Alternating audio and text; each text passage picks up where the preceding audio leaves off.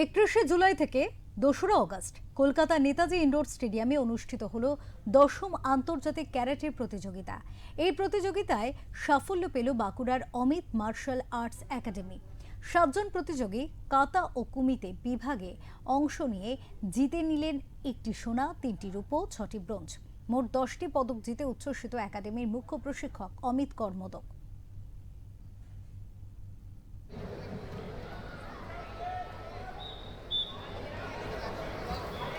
Akash, shoulder. This one. Hanshi Paranjit. Hanshi Paranjit Singh.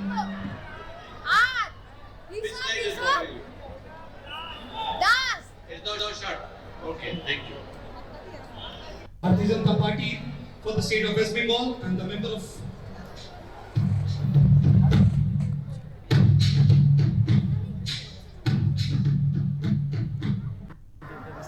Championship অনুষ্ঠিত হয়ে গেল কলকাতার নেতাজি ইন্ডোর স্টেডিয়ামে। এটা অনুষ্ঠিত হয়েছিল 31 জুলাই এবং 1 আগস্ট।